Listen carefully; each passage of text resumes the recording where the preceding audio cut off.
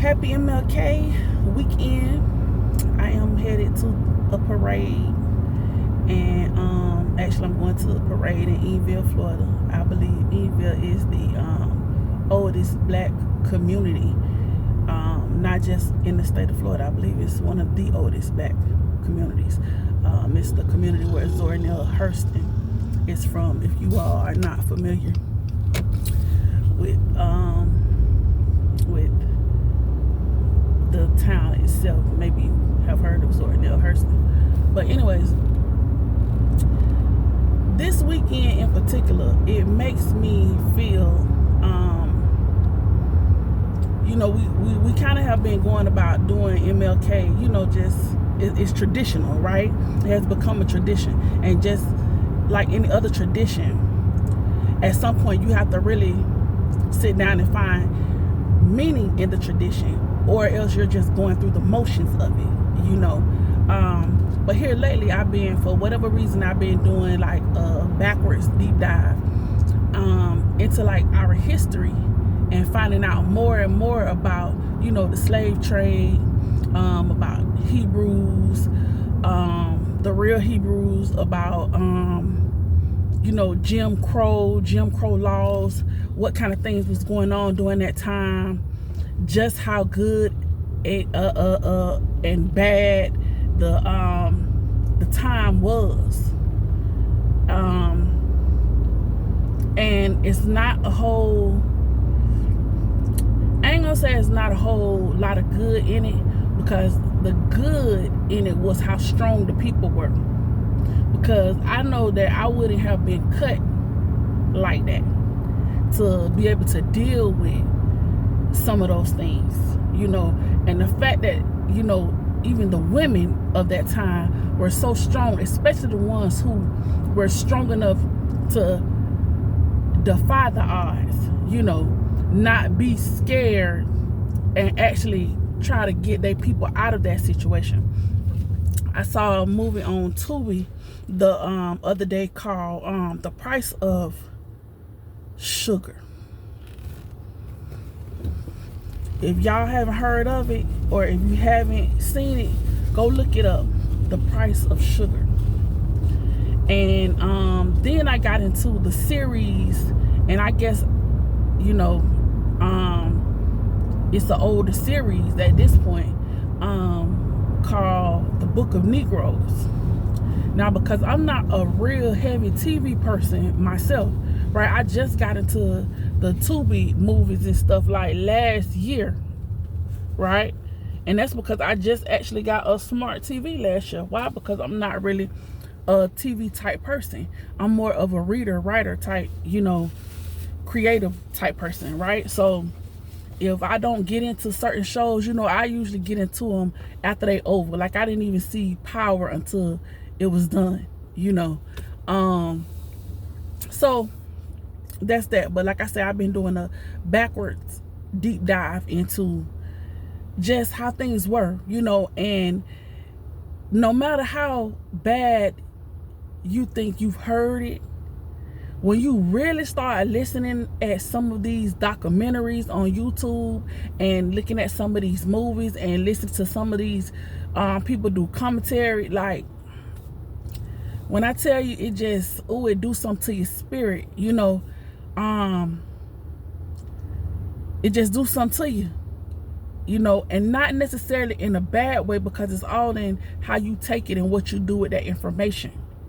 But it gives this weekend even more of a meaning for me, because I realized how hard, not just MLK, but the people who came before him, how hard life was for them, how tough they had to be just to even endure, to get to a point, to birth a person who was willing to fight for our rights, openly, because a lot of people had to sneak into it. And man, it like I say, it gives more meaning to it's bigger than just parades and who got the best band and who dancing the hardest, and who giving out the whatever they giving out. You know, it's bigger than that. It's so much bigger than that. You know, when I was doing, you know, listening to some of the podcasts or whatever, like, I've been getting so much information from different places, so I can't say exactly where I get all the information from, but it's been a plethora of places I've been getting information from. But anyways, just the stuff that you find out, and then when you find this stuff out, you can relate it to present day, right?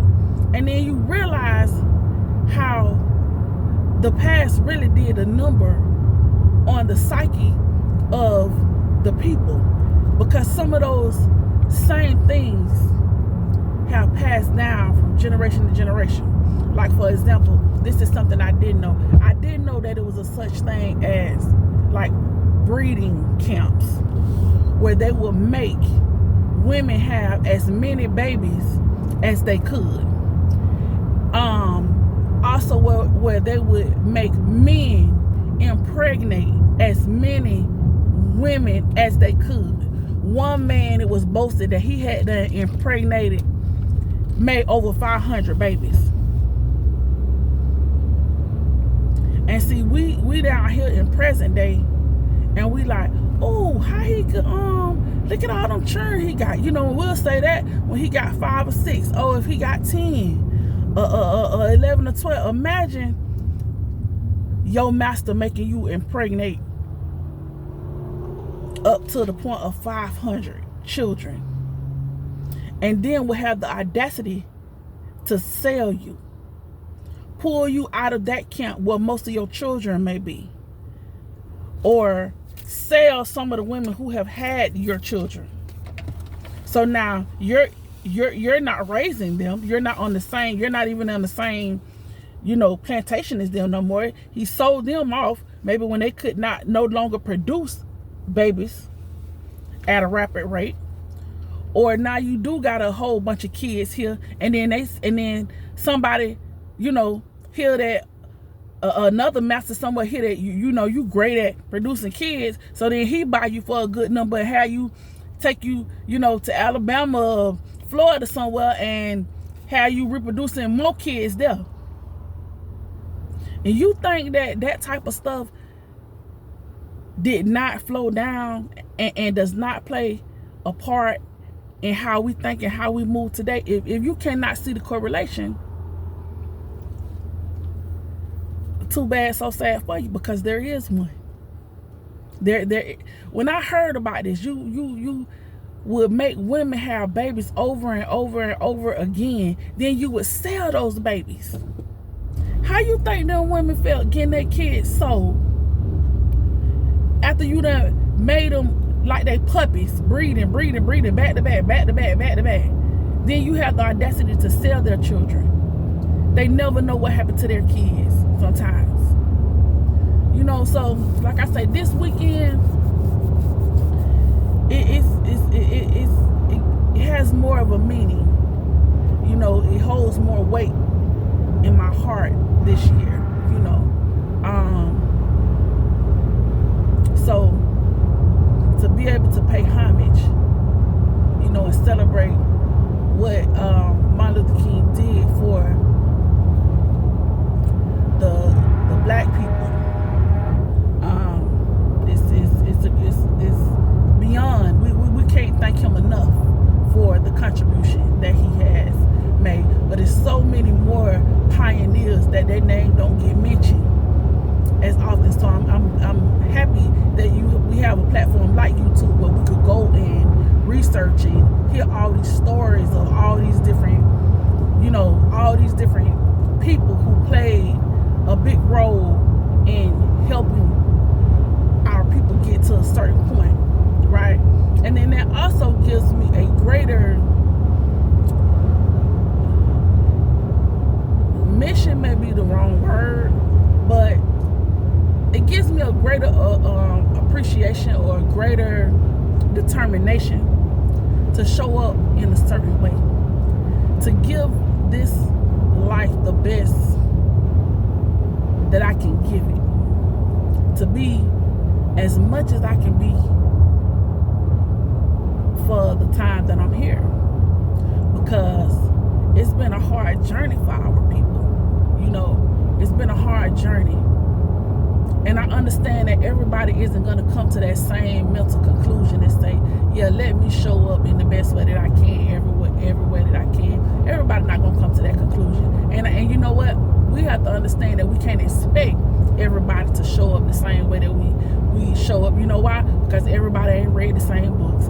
Everybody ain't studied the same things. Everybody ain't been privileged to the same talks or the same, you know, TV shows or the same conferences or the same documentaries. You know, if a person haven't done the same things that you've done or studied certain things in the same way that you've studied them, or just been blessed with some of the same things you've been blessed with, you can't expect them to have the same mindset that you have. You can't expect them to even be on the same trajectory that you are on, or that you would like them to be on, you know, or anything. You know, you say, oh, well, why they go like that to the store? You know, maybe that's all they've been around, is women who dress like that and go to the store like that. Maybe their mamas, grandmamas, and aunties dressed like that and came to their schools like that.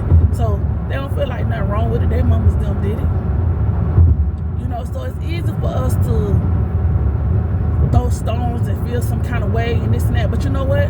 Even all of that links back to the games they played with us. You know, they put us against each other a lot of the times. They put, you know, slaves in situations where, hey, you're gonna be the lookout and you're gonna tell on all of them. You know what I'm saying? And that make people feel like they can poke their chest out. They're a little better than you because they're closer to this person. You know, they get to eat better food than you. You know, so when we as a people wonder why is it that some black people, why they snooty and why they feel like they better and this and that. Listen, people ain't just start feeling like that. We was put against each other so that can happen. It was for the benefit of other people though. They put us against each other. And then throughout the years, we just stayed against each other. Then we thought of reasons. Then we started coming up with our own reasons and our own ways to stay putting ourselves against each other. Even though, of course, most of the times they were silly reasons. But we stayed with it. Why? Because we were indoctrinated into that type of stuff, like going against each other. Yeah. Crabs in a bucket. You know, I seen documentaries where the master will put the food down after they ain't fed us in weeks. They put food down, and then the man to see the people, you know, grabbing at the food and trying to get as much as they can. You know, of course we always going against each other. They put us in situations where we have to go against each other. Yeah, for survival. Now it may not be all the time for survival, but because we're so used to doing it. But listen, man, like I say, I've been doing deep dives and like I can't stop watching the movies. I can't stop getting enough information because understanding how things once were, it gives you a better overall viewpoint on why things are like they are now. You know, it's easy just to talk down and say, oh, this, oh, that. But when you start realizing and finding out, no, it's the reason why this is like this. Why this person is like that. Why this. It's a reason.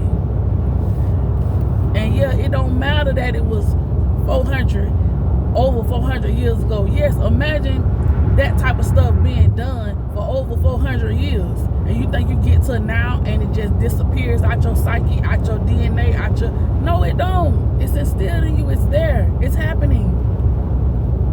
And I don't understand how a person, especially people of other cultures, can't understand it. I don't even understand how people of our culture can't understand it. But guess what? Like I said, when they have not done the deep dives, they have not done the research, they ain't read, they ain't studied, they ain't watched what you watch, they ain't see, of course they don't understand. Of course they don't. And a lot of people don't care to. They don't never want to hear about it. They feel like it's too far back. It shouldn't matter. Yes, it does matter. It does matter, especially when you're seeing some of the same stuff showing up today. It absolutely matters. But yeah, so I won't hold y'all any longer, but I would just say,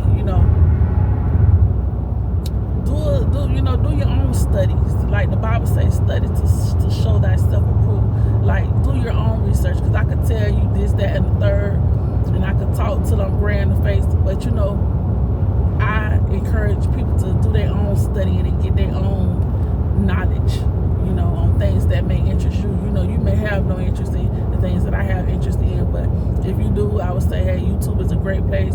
Tubi has great documentaries and TV shows about, those slavery times, Jim Crow laws.